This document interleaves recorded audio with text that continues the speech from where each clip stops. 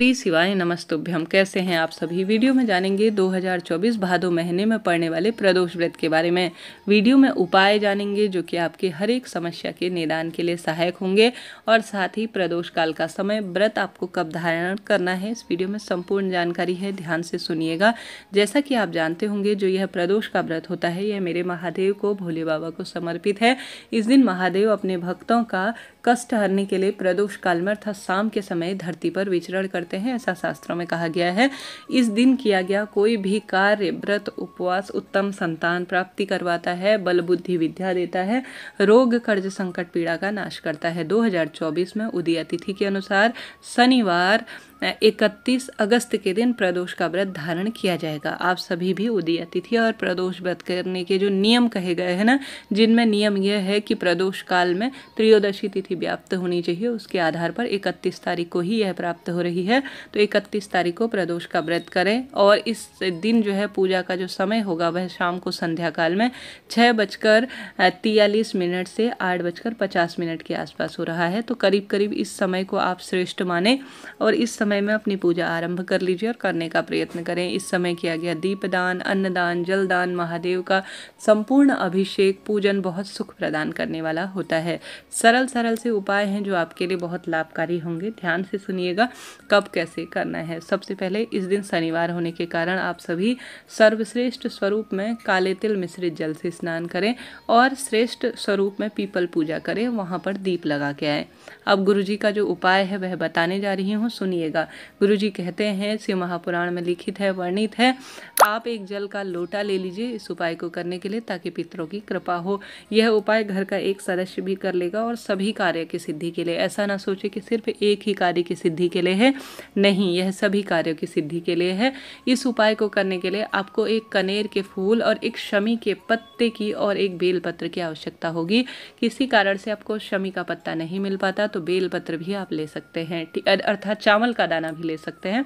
गुरुजी ने अपनी पिछली कथाओं में कहा शमी पत्ता न मिल पाने की स्थिति में चावल का दाना आप ले सकते हैं। तो बेलपत्र शिवलिंग पर चढ़ी हुई ले लीजिए या आप नई ले लीजिए। बेलपत्र ले लीजिए, एक शमी का पत्ता, एक कनेर का फूल पीले रंग का, स्क्रीन पर मैंने दिखाया है, यही आपको लेना है। सबसे पहले आप महादेव के मंदिर में या घर के ही मंदिर में जहाँ आपको सही लगे, क्योंकि होता क्या है कई बार क्षेत्रों के अनुसार आपके कमेंट्स आते हैं, दीदी यहाँ हमारे क्षेत्र में जो है जैसे बेंगलोर वगैरह क्षेत्र में शिवलिंग को टच नहीं करने देते, तो ऐसी स्थिति में वह तो शिव पूजा से वंचित नहीं रहेंगे।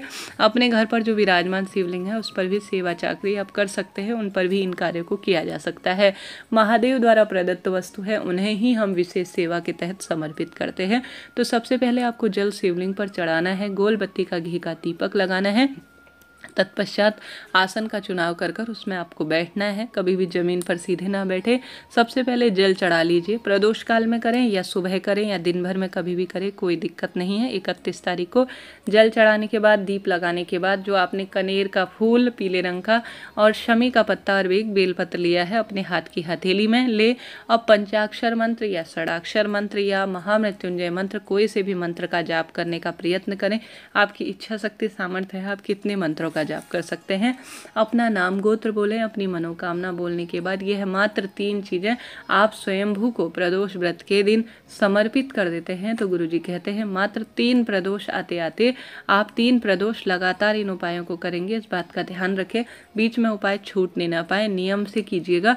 निश्चित रूप से आप जिस उपाय के तहत, जिस मन की जो कामना के तहत 3 चीजें शिवलिंग पर चढ़ाना शुरू कर देंगे, वही कामना निश्चित रूप से आपके सिद्ध होती हुई आपको प्राप्त हो जाएगी। करके देखिएगा, लाभ मिलेगा। कोई भी प्रश्न हो पूछिएगा, आपका अपना चैनल है, सभी सवालों के जवाब आप प्राप्त करेंगे। दूसरा, गुरुजी कहते हैं प्रदोष व्रत के दिन आप मंदिर नहीं जा सकते, आप जो है कोई व्रत उपवास नहीं कर सकते, कोई नियम आपसे नहीं लिया जाता, कोई बात नहीं। एक जो है गोल बत्ती का घी का दीपक आप घर के दरवाजे पर मेरे महादेव आएंगे ऐसी प्रार्थना करते हुए, जो मैंने आपको प्रदोष काल का समय बताया उस समय आपको शिवलिंग का जो है किसी समय आप न कर पाते हैं आसपास दीपदान, तो घर के दरवाजे पर प्रदोष व्रत की शाम को आपको दीपदान जरूर से करना है। ठीक है जी, यह हो गया दूसरा उपाय। बढ़ते हैं तीसरा उपाय। यह उपाय खासतौर पर उन युवा जन के लिए है जिनके नौकरी नहीं लग रही है और साथ ही परीक्षा इत्यादि से भी वह चूक रहे हैं, कहीं ना कहीं 1-2 नंबर से रह जाते हैं, बात बनते बनते बिगड़ रही है। तो आप सभी को 2 दीपक का उपाय जरूर से करना है। एक दीपक में आपको सरसों का तेल भरना है, एक में घी भरना है और दोनों दीपकों में गोल बत्ती रखनी है। इस बात का ध्यान रखना है। कहीं आसपास बेलपत्र का पेड़ ढूंढिए और सुबह या शाम जब भी आपको समय मिले तभी उपाय करें। किसी कारण से बच्चे नहीं कर पाते हैं तो उनका स्मरण नाम गोत्र बोलकर माता भी कर सकती हैं, उनके पिताजी भी कर सकते हैं, कोई दिक्कत की बात नहीं है। सबसे पहले आप सभी को बेलपत्र पेड़ के नीचे जल चढ़ाना है। संभव तो कच्चा दूध चढ़ाएं, नहीं तो कोई दिक्कत नहीं।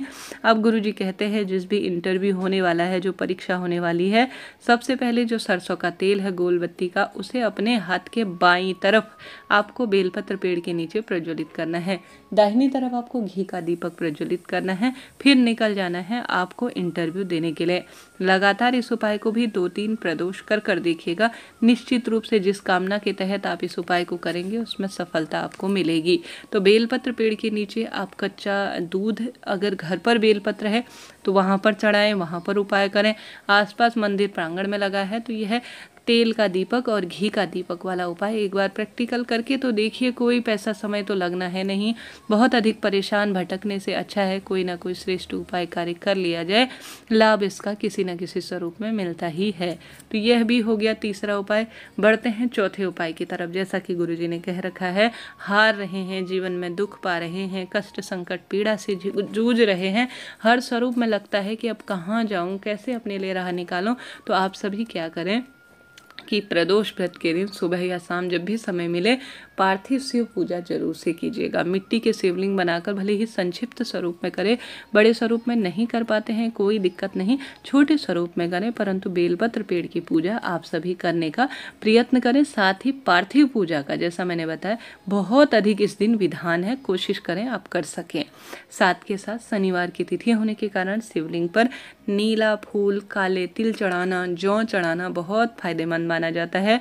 बेलपत्र वृक्ष की पूजा करना, बेलपत्र पेड़ के नीचे दीप लगाना, साथ के साथ आप सभी आवश्यक रूप से इस दिन सरसों के तेल का दान करें ज़्यादा से ज़्यादा। शनि प्रदोष व्रत है तो यह तो अद्भुत परिणाम देता है। और शनि मंदिर में या हनुमान मंदिर में दीप लगाने से भी भाग्य की रेखाएं अपने आप ही प्रबल हो जाती हैं। दुख पा रहे हैं, रोग कष्ट संकट पीड़ा से जूझ रहे हैं, हर स्वरूप में आपको लगता है कि मेरे परिवार का भाग्य उदय हो, रोग कष्ट संकट पीड़ा से मुक्ति मिले, तो आप सभी को इस दिन ज़्यादा से ज़्यादा काले तिल भले ही पीस कर शिवलिंग का लेपन करें, भले ही किसी न किसी स्वरूप में आप जो है शिवलिंग का लेपन करते हैं, शिवलिंग पर चढ़ाते हैं, तो लाभ इसका मिलता ही है। तो इस तरह से यह प्रदोष व्रत की मैंने आपको जानकारी देने का प्रयत्न किया। इस दिन पंचामृत से शिव का अभिषेक करना, एक माला श्री शिवाय नमस्तुभ्यम महामंत्र की जाप करना हर स्वरूप में सुख प्रदान करती है। अद्भुत इसके परिणाम है जो कि जीवन में आने वाली विपदा कष्ट संकट काटते हैं।